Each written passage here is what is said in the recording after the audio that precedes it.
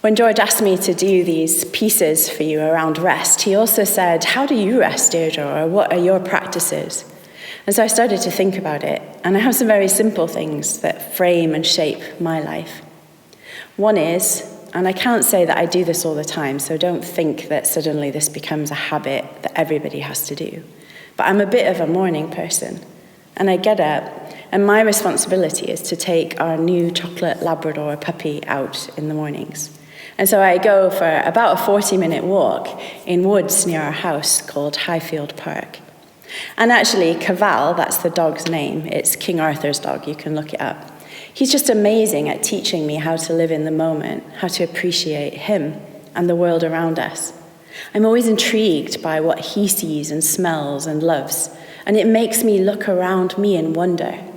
And after a walk like that, I kind of find myself breathing differently and moving differently and alive to the world differently. But originally, I'm a farm girl from Canada, and part of the way I find rest is in touching the earth. I do mean that literally. Gardening, or looking at flowers, or engaging with fruit growing, or picking things, or digging. Being outside is my primary mode of being recreated. Somehow or other, when I'm outside, I feel most alive. Not everybody's like that. Some people are indoor kinds of people. But actually, there's something about leaving the phone behind and having the laptop closed and just breathing outdoors with no other distractions that helps me feel like I'm tuned into God a bit differently. Those kinds of things are little practices of rest. I'm a voracious reader. I love plunging into books. There's tons out there. I like all kinds, to be perfectly honest. If you came to my house, the shelves are filled with different things. But I like things that tweak my interests, that shape me. I love poetry and hearing the poems of the great people. But I love spoken word stuff as well. I love people who have rhythm.